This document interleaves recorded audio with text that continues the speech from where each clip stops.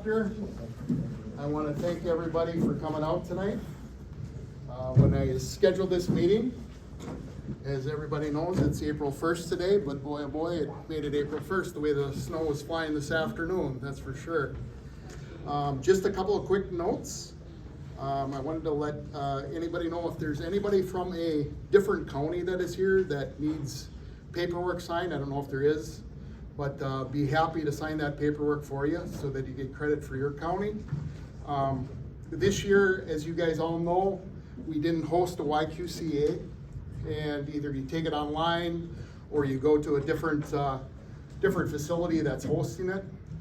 Because we don't host it, you will need to email that YQCA certificate into the Calumet Market Animal Gmail account so that we can mark you off that you, number one, you took it, and number two, you get the credit for it. So I just wanted to make you aware of that. So when you get that finished, do your post questions. If you could just quickly send that in so that Janice Thiel has a copy of that. You know, I hate to announce this, but weigh-in is going to be August 29th. We're going to blink and it's going to be here. One of the things that Jeff is going to go through is our weigh-in is 150 days from today. So that's part of your, remember that, 150 days, your countdown date. Another thing is, for those of you, I always make this announcement, be sure to contact your butcher to get your butcher spots for processing for your animals.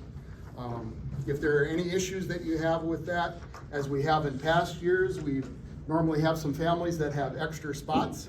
We will try, and if you don't have a butcher spot, we're gonna try and work you in. You just make myself aware of that you're looking for something, or you make another family aware of that, hey, do you know of anybody that's got one, and work from there. But please ensure that you do have that. This gentleman right here is Mr. Jeff Morris. 2 years ago, Jeff and Miss Tanela Sprecher came on out and was at the fairgrounds. Jeff did some presenting for us, and Jeff also, at the time, also helped with the showmanship that was done there as well. Jeff has taken on a new position with the Wisconsin Pork Association. He is also he's a director there. Jeff is also, his employer is the University of Wisconsin Extension out of, not Lone Rock, but where is that again, my friend? Richland Center. Richland Center. So he is making the 3-hour trek here in the storm tonight. I had said this is anywhere from, it's gonna be about an hour and a half long. Jeff said we're gonna shorten it up a little bit. So we're probably gonna have about 65 minutes, maybe a little bit shorter than that. So Jeff has worked with various feed companies. Jeff has been with the Certified Pedigree Swine Association, the CPS, worked with them for many years, has showed all over the country, has participated in shows all over the country. Currently he is with the Sprecher family for Century Oaks Livestock in Lone Rock. They raise Poland Chinas, Spots, Tamworths, a couple of crossbreds, correct? Or no crossbreds? No crossbreds. No crossbreds, okay.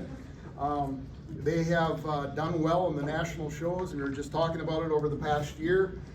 They finished in the top 5 at 6 shows throughout the country. Some of the very big ones. The Exposition, Music City was one of them. Wisconsin State Fair. I'm forgetting a couple of them right now off the top of my head, but please give Jeff a warm welcome tonight for being here. All right, well, thank you, Gary, and it's a pleasure to be here this evening. This is a nice sized crowd, and it's like, wow, it's like, you know, my old tired eyes, I can't see the back row, but you know, we'll do the best we can. Really, I just want to spend a little bit of time talking about basics and fundamentals and things that can help you make your swine project better. And this is my full-time job, but it's also what I live every day. that we've got our 16 sows at home. We have our show barn full of, I think there's 18 pigs in individual pens that will show from, the girls will show from now until October, November. And so we live this on a daily basis and try to help others that are wanting to do this project as well, because I think that this swine project and showing livestock is absolutely the best youth activity there is in the world. And I feel passionate about that. So I want to share some of the things that we've done to be successful, and then also challenge you to do some things and get better as we work through the next. Gary said I had to go 65 minutes, and I know that, we live in Lone Rock, which is an hour west of Madison. I am really guilty of forgetting the weather conditions here compared to where I am, even though we're in the same state, and it's really not that much farther north. But anyway, so I know some of you are concerned when I pulled up in my Camaro this evening that how am I going to get home? But rest assured, I'll make it. Things will be okay. But anyway, how many of you kids play softball, baseball, football, basketball, track, volleyball, wrestling, something, okay? So yeah, just about all of you do some type of a sport.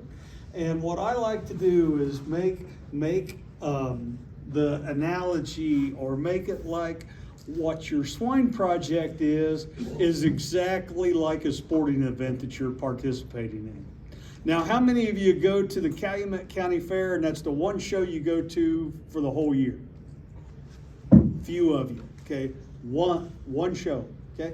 Some of you probably go to the Northeast show that's up here, or a couple jackpots, or maybe the state fair, to where you have 2 or 3 shows. Well, and I don't recognize any of you crazy people, but we went to 19 shows last year. From Indiana and Kentucky to Tennessee to Texas, Oklahoma, Colorado, Minnesota, and then parts in between. But anyway, my point where I'm going with that is when you are a part of a sports team or a sport, what do you do before your first game? Yeah. Practice, right? Yeah, you have practices. And then you even have practices during the season when you're going from one game to the next game, okay? Think about your swine project just like that. Every day that you go out to that barn and you feed and water and clean up the pen and bed that animal, work with that animal, think about that as a day of practice leading up to your season or your game of when you go to a show. Now, what's unique about our swine projects for many of you are, Gary said, how many of you have your pigs at home already? Okay, several of you. So, 150 days. You've got 150 days of practice. And if the Calumet Fair is your one show, you've got 150 days of practice for a 1-game season, okay? It's like the Packers practicing 150 days, and the only game that they play in the whole season is the Super Bowl, okay? So anyway, what you do on day 150 is as equally important as what you do on day 1. So it's time to think about that and be ready and make the most out of your project each and every day, so you can be as successful as you can be when you go to your show. The first thing we want to talk about, and this is, so we're going to talk selection a little bit. And for those of you that already have your pigs, it's kind of like you've already got those pigs that you're going to work with. But we always can improve, okay? I've been doing this for 50 years now, and I still do some stupid things when I go to select animals. Or I'm still not perfect when I go and select the animals that we're going to have to show. That's why I've got 18 chances, why the barn has 18 of them, because guess what? All 18 might not turn out. But if you have a few more, your chances get a little higher. And with that is over time, but continually to try to improve and get better at this selection process. So we're going to just talk about some of the basics that you need to look at, things that you need to do to make sure that you're picking animals that are going to up your chances of doing well and having a successful project. The first thing I want to talk about is structurally correct, and by this I'm talking about a lot of like broken tops, where you'll see some pigs that'll, like, if they get a little bit too long bodied, or they will get a little bit off in their top line and they'll like break right behind their shoulder, and you've probably all seen that before.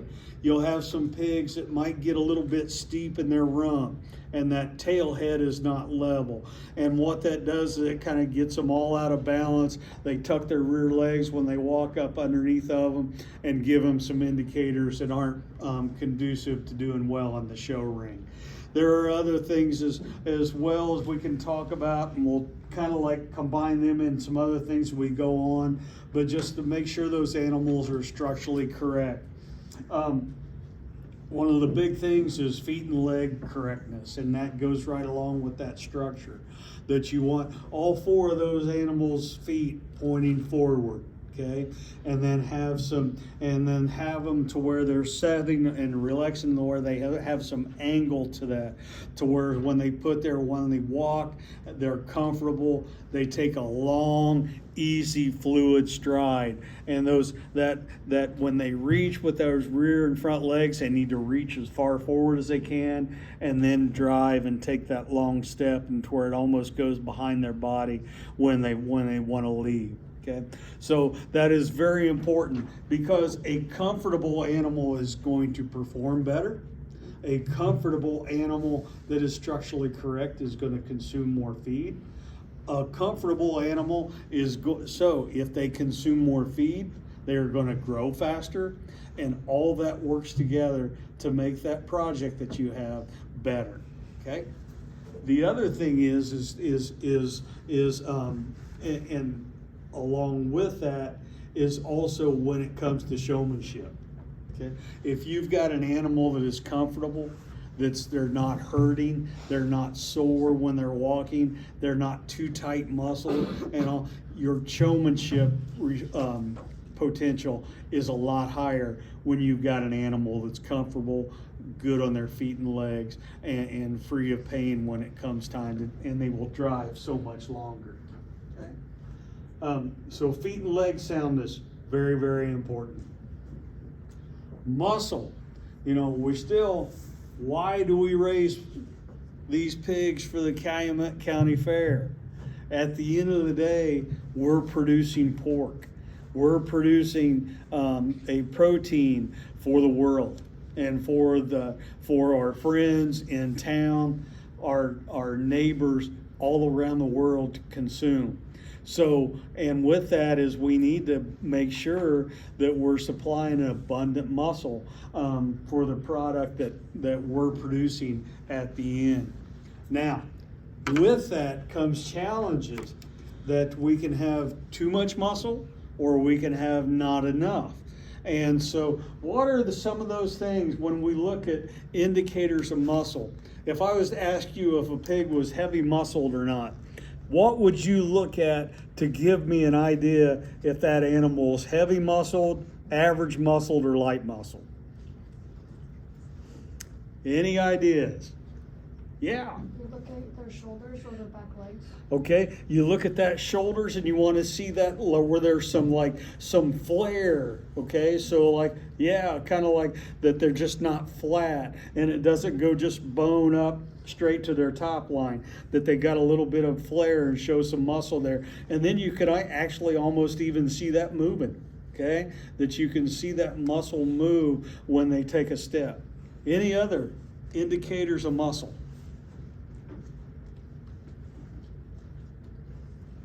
When you look down their top line, and we want to see that groove down their back, right? Have you all seen that? That those pigs that do well, that we've almost like got a butterfly chop, that whole loin, that it's expressive, and it's almost a ditch, that to where it's almost like it will hold water because of that abundance of muscle, and then an indicator of leanness. And also, when you look at that ham muscle, or that ham muscle, you want to see that flare, that their hip down to their lower leg, which we call the stifle.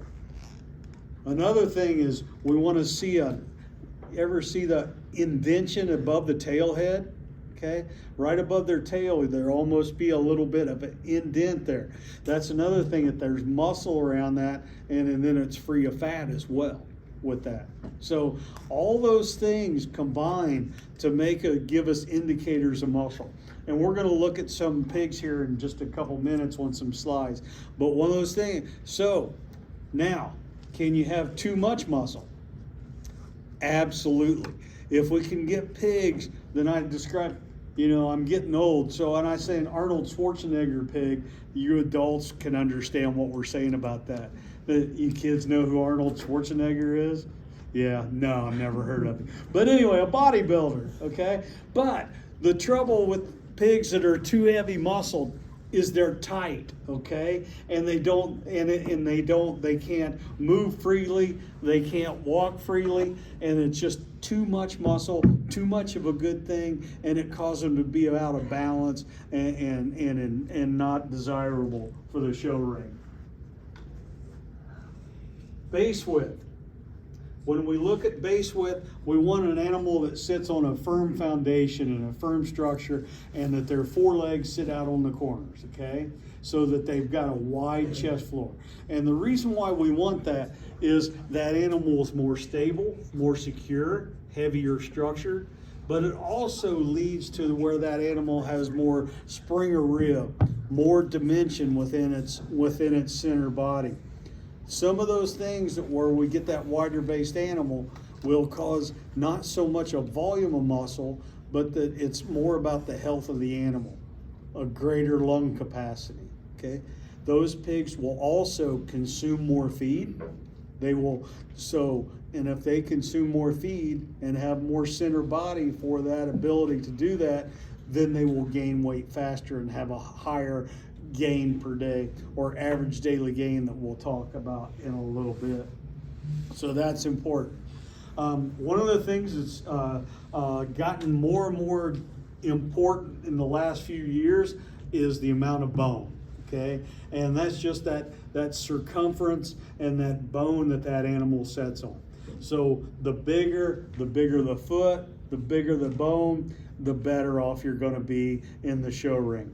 Now, I'm yet to get a real good explanation of what benefit that is for when we go to the locker plant to harvest the animal, but still, when we show them, it is a beauty contest. And so it's one of those things where we want them heavier structured and heavier bone to be more successful. The last two are hard, and over my 50 years, I hate to guess how many thousand pigs I've looked at to select in the spring of the year for people and my families. But you want a pig that's attractive, long necked, kind of no jowl, kind of free of fat there, because animals put on fat from their nose to their tail. And a pig that's got jowl and is kind of sloppy in its neckline, it's going to be predisposed to get fatter as it matures, because that fat deposition goes from nose to tail, okay? So that's one of those first indicators. And then balance is everything needs to just fit together. And I don't know how to teach this other than to look at a lot of pigs, okay? Look at more pigs, study them, and then kind of like review how those pigs turn up and do over the course of the year. One exercise that we do is at the end of every season, we talk about the pigs that we started out with. And we'll have a discussion, usually in the fall of the year, to where we just sit down as a family around the kitchen table and we talk about the pigs that we started with. What we thought were their positive traits, what they thought that they excelled at. And then what we'll do is we'll go back and we'll say, well, how'd that pig end up? Okay? And so what we want to do is so we can improve on selecting the next year and the following year. And you get better and better and better. One of the things that I didn't have that you kids have the opportunity, how many of you ever go to like showpig.com or SC Online and look at online pig sales? Anybody do that? Okay, we'll get one. I do every day. Okay, I start out my day and usually in my day looking at online sales.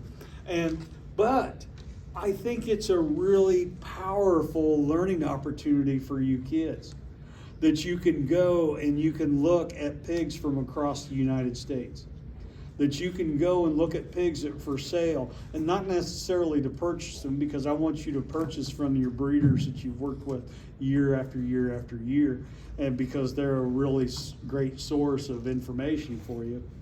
But go there and look at those pigs, study them. Most of them have videos with them nowadays. And then go back and look and see how much those pigs brought, okay? How much they sold for.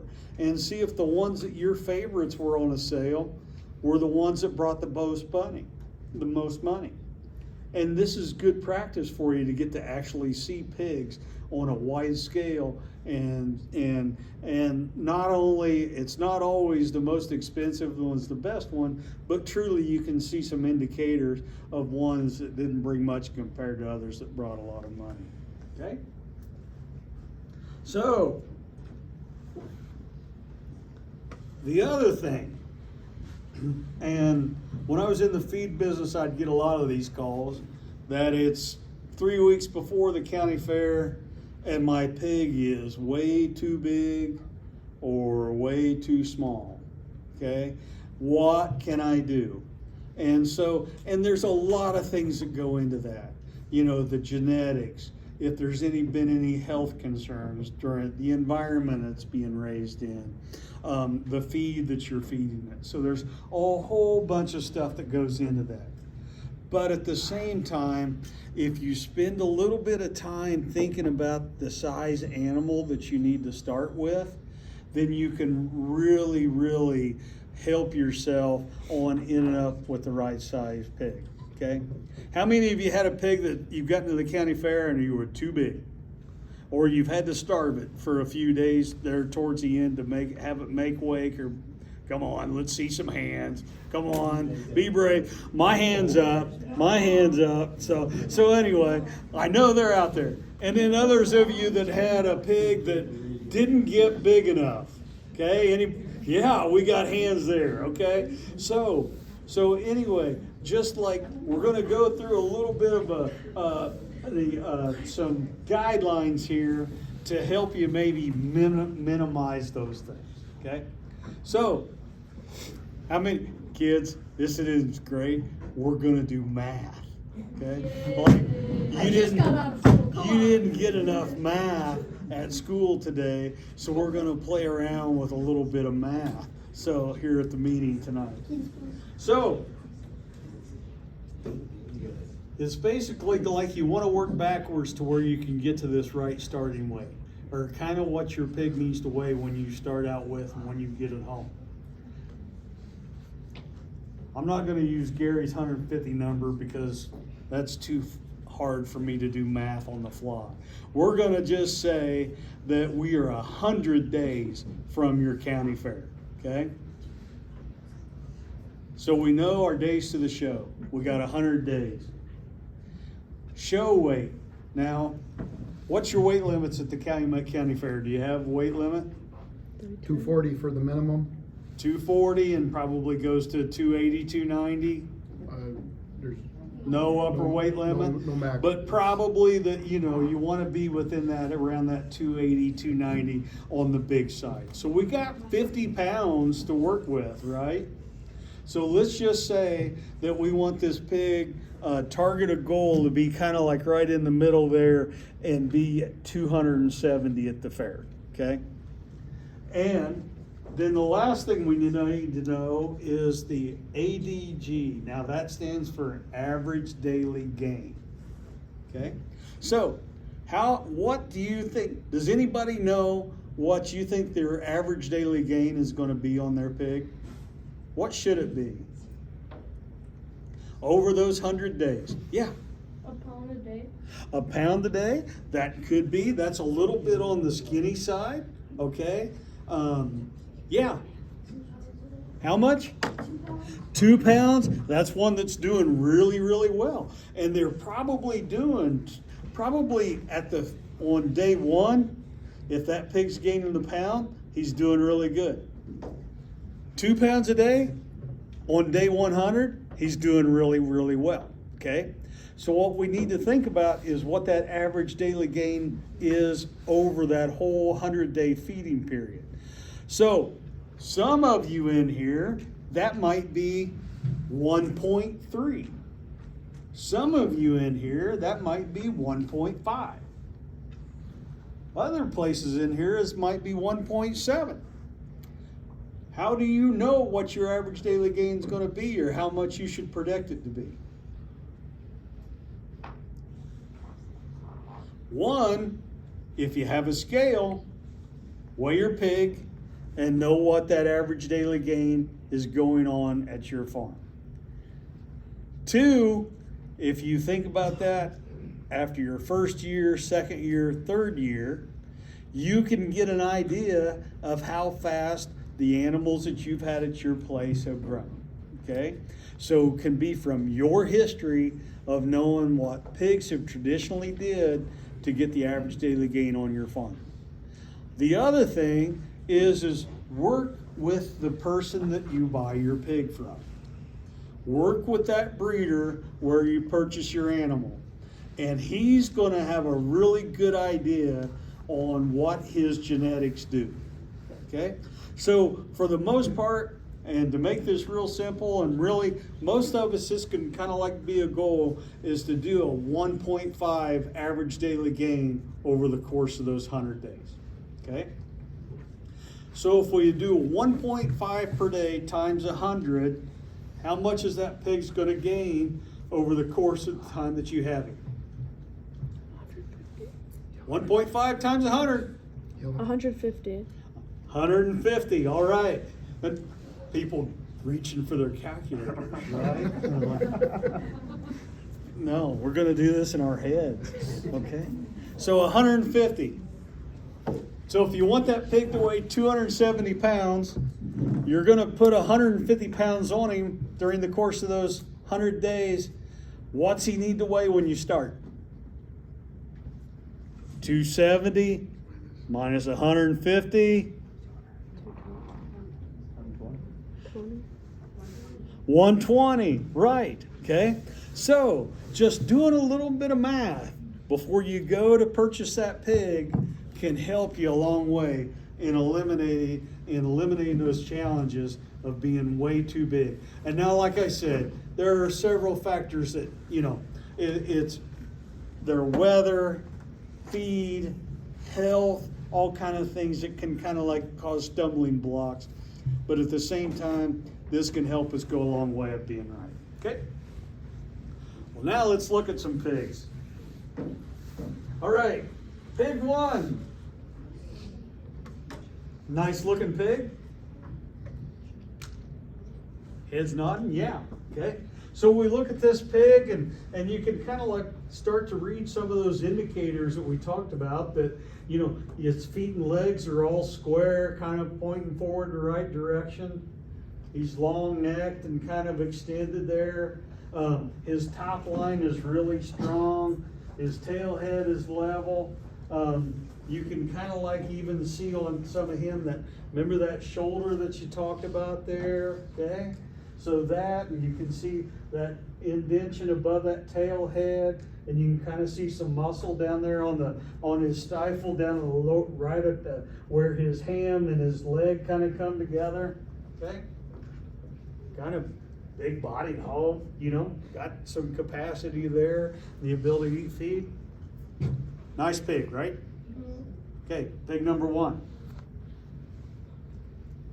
Okay, pig number 2. How's pig number 2 different than pig number 1? Yeah. It doesn't got a lot of muscle. This one's got more muscle, right? You think this one's got more muscle? I do. Yeah. You can see that the biggest thing where you can kind of see that is, see that we talked about that groove down that pig's back, kind of like got more expression there. Any other differences on pig 2 than 1 right off the bat? Yeah.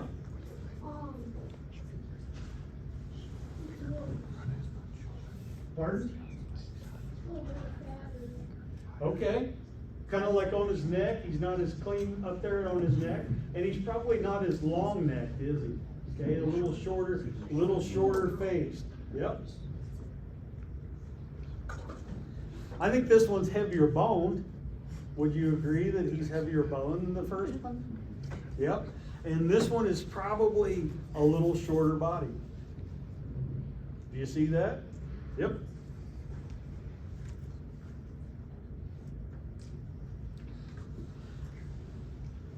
Third one. How does he look compared to the other 2?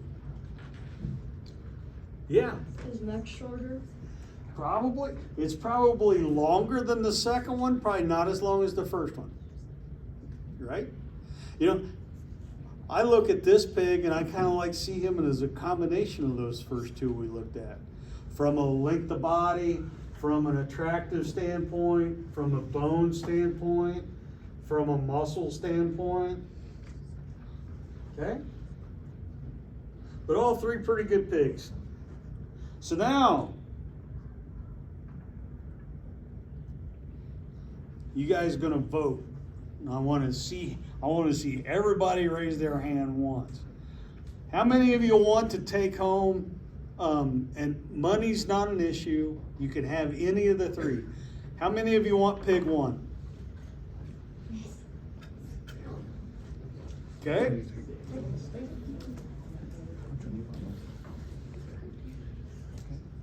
How many of you want pig 2?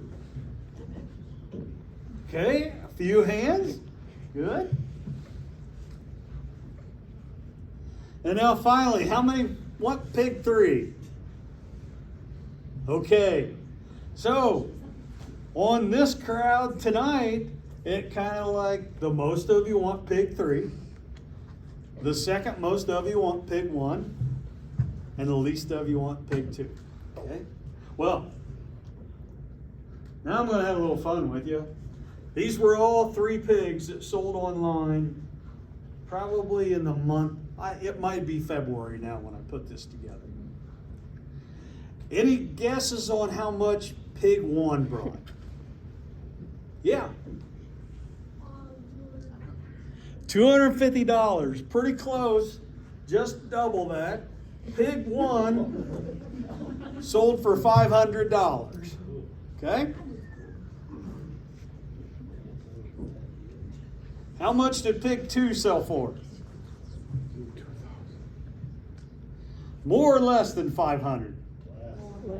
Some say less, okay? We got some thumbs up, okay? Pig 2 sold for $8,000.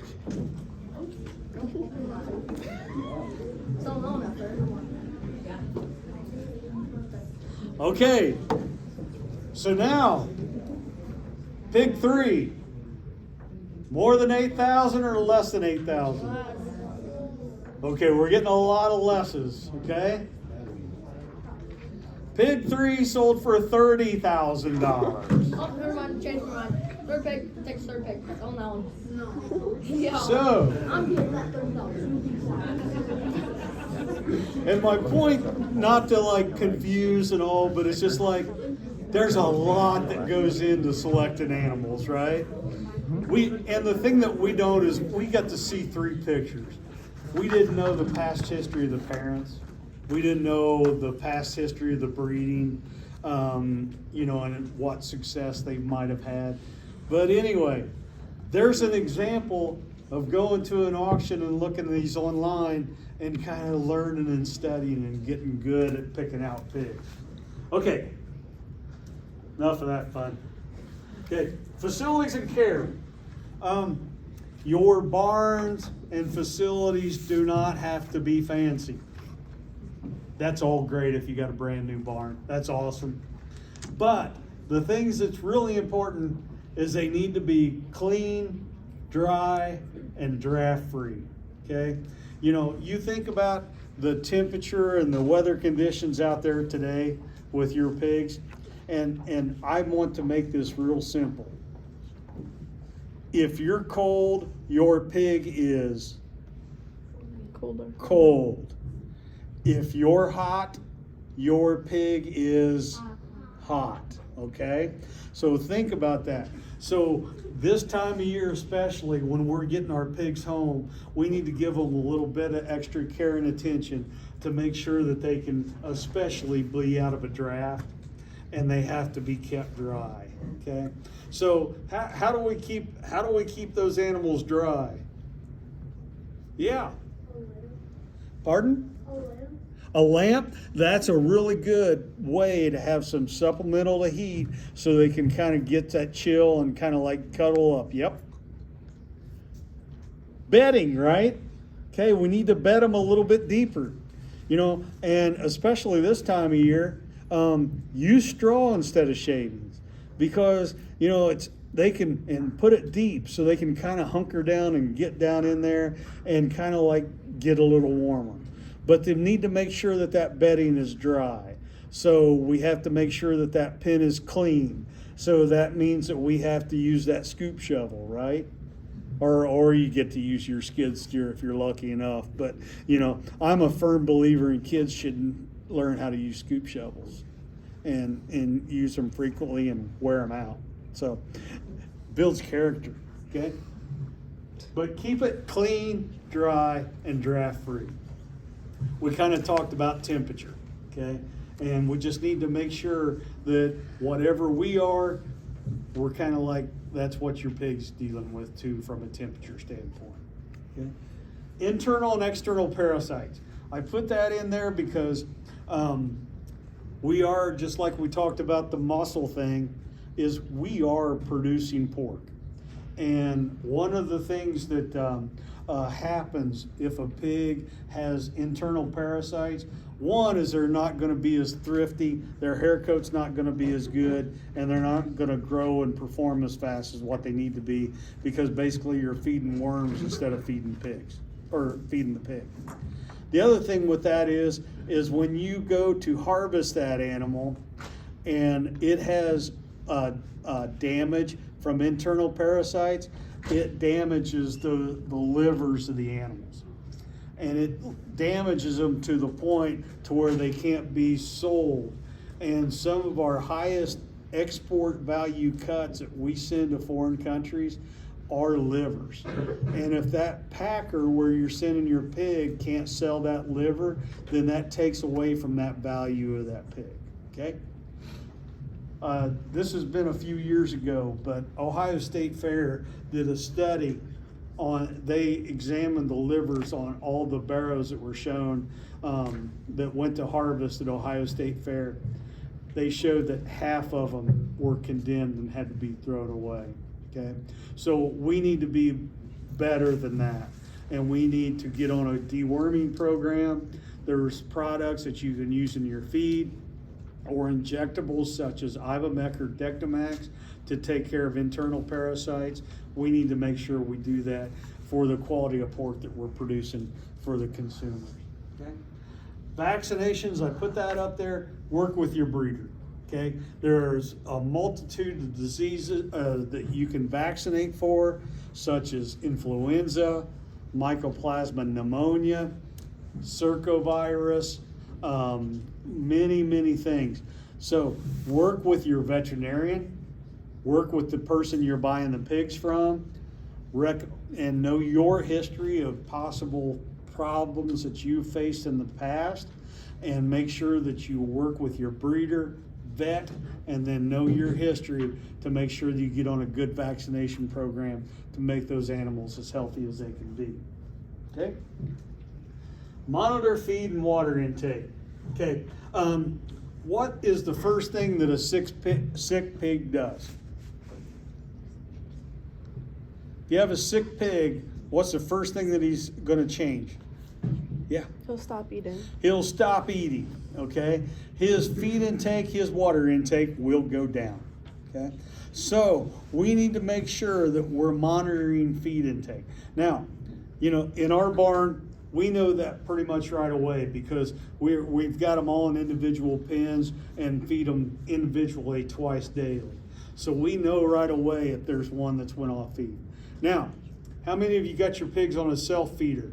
And you pour feed in and they have access to as much feed as they want. Yep, I would say like most are going to be that way. There is still, you can still keep track of how much feed is disappearing, okay? So just think about how much feed you put in. Just don't fill it, okay? Just like so. Let's say that you put 100 pounds of feed in, okay? And you got 5 pigs on that feeder, okay? And then let's say that we're going to do more math, right? All right, okay? And then let's say that feed lasted 4 days. So if we think about that, we fed 100 pounds of feed over 5 days. How much of that is how much per day? How much feed disappeared a day? Yeah, 20 pounds. So then we've got 4 pigs eating off of that. So we're going to assume that each of those 4 are eating the same amount of feed. 20 divided by 4 is 5. Okay? So we can just think and do that. Even if you're on a feeder, you can get an idea of how much feed that pig's eating each and every day. Now, if a pig goes off feed, how fast do we need to react to get some treatment and get it taken care of? Now I'm going to give you what I am guilty as the next guy.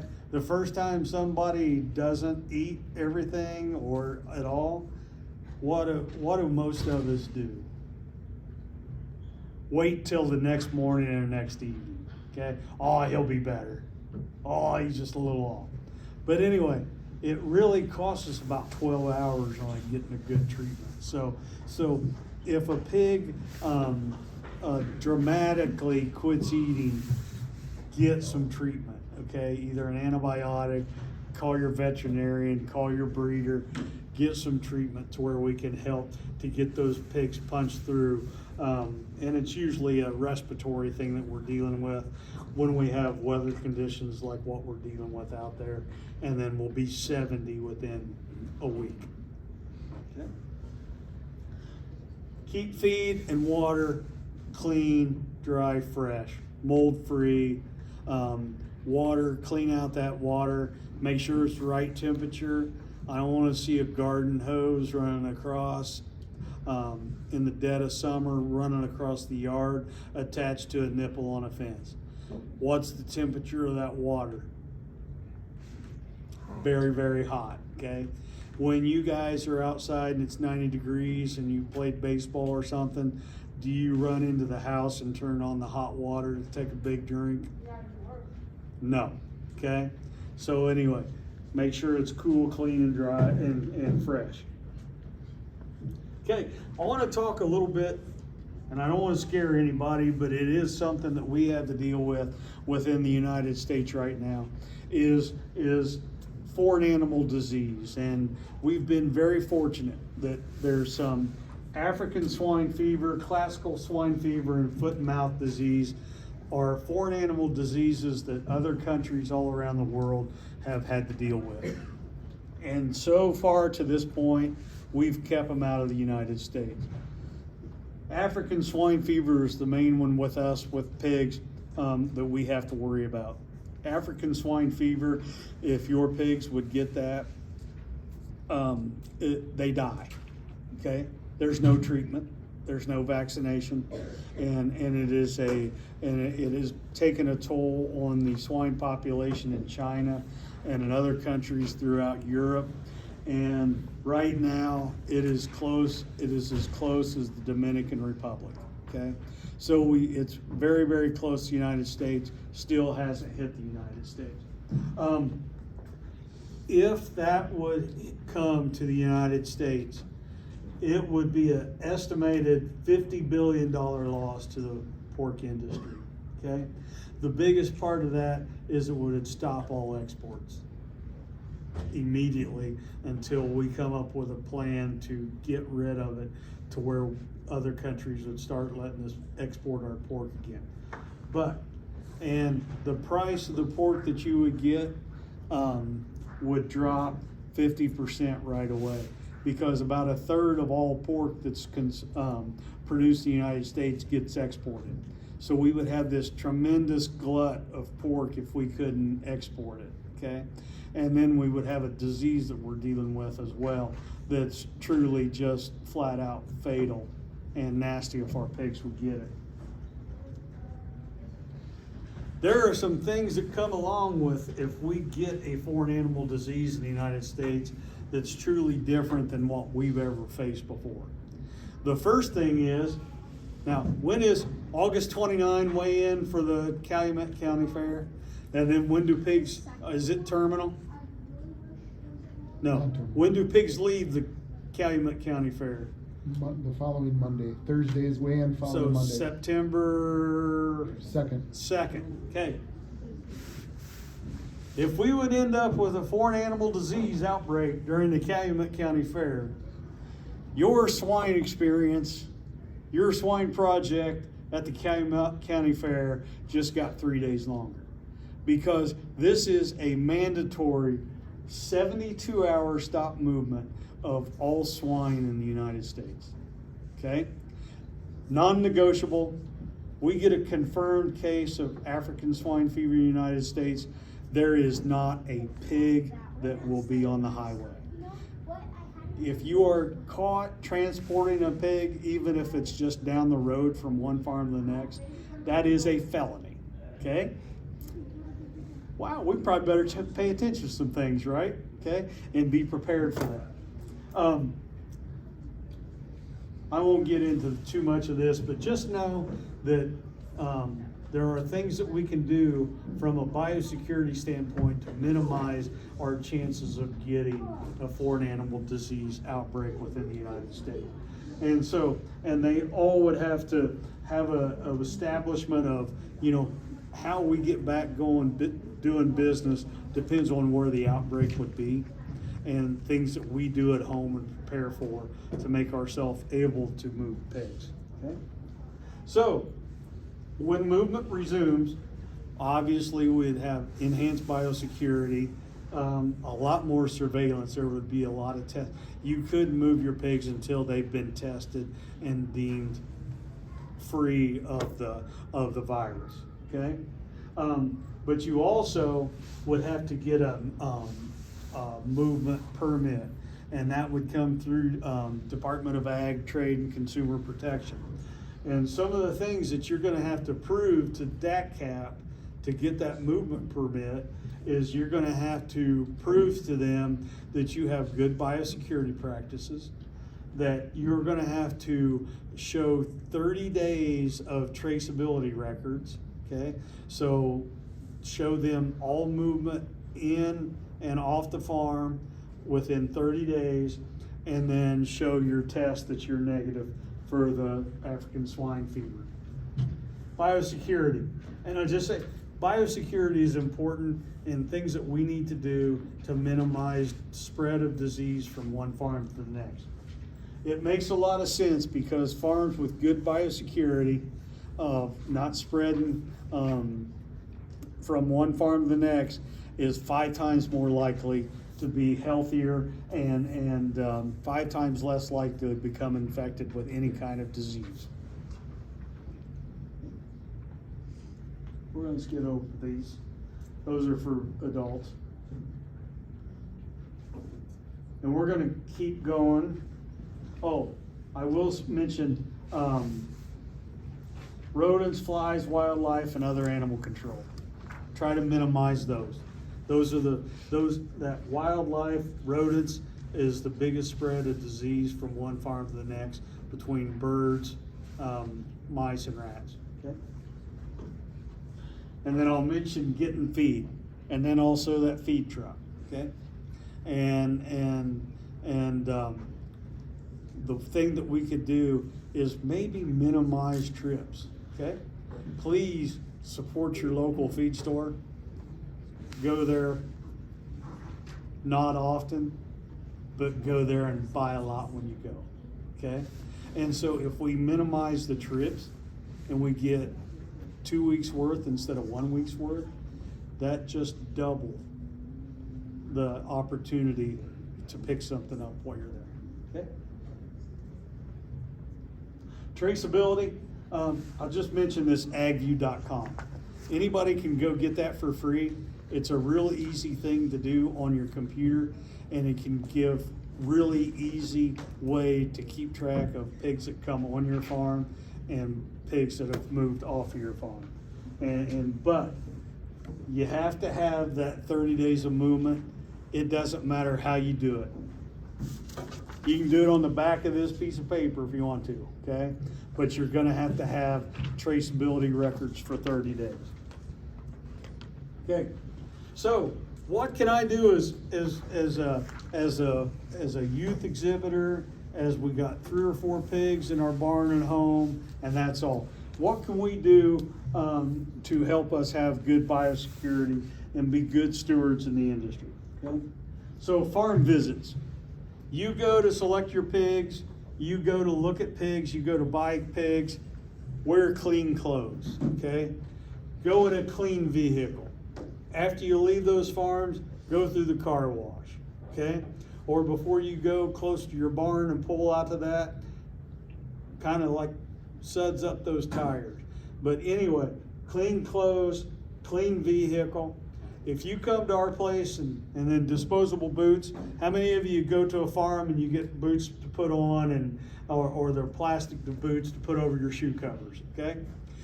You come to my place, you walk right inside my door, that's the first thing you're greeted with are boot covers, okay? So disposable boots, and then limit number of visits per day. So instead of maybe going to 3 or 4 farms, go to 1 or 2 farms. And that can help you to stop the spread. I want you to go to all the farms and support all the breeders, but maybe just divide those trips up a little bit instead of making one big day and going to a lot all one day, okay? At the show, use your own feeders, bedding, equipment, and keep them clean, okay? So you use your own stuff, use your own supplies, and then all of you are excellent showmen. Try to limit nose-to-nose contact, okay? So when you're taking your animal to the wash rack, just kind of be conscientious to try to minimize that amount of time that you and your neighbor's pigs get direct nose-to-nose contact. When you're in that show ring, keep some distance between you and the other exhibitors. That's going to help you in showmanship anyway and get you seen better and all anyway. But still, you're helping with biosecurity by limiting that nose-to-nose contact as well. At home, after you get home after your show, clean and disinfect your equipment, clothes, shoes, trucks, and trailers. Limit nose-to-nose contact if you can't truly isolate those animals that you bring home. So when we start showing here the first part of May, in our barn, we have it set up to where the pigs that we are going out basically every week to a jackpot show here in the state, they are on one side of the barn. And they don't have any nose-to-nose contact with the other pigs that we aren't showing. So while it's not in a different barn, we very much so eliminate or eliminate the amount of nose-to-nose contact even with pigs within our own barn. Okay?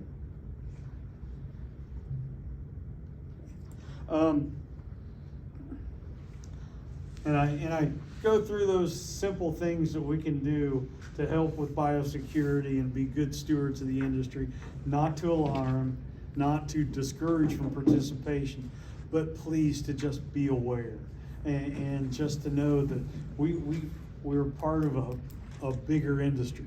We're part of a bigger thing in feeding the world, and we have to be responsible with that, okay?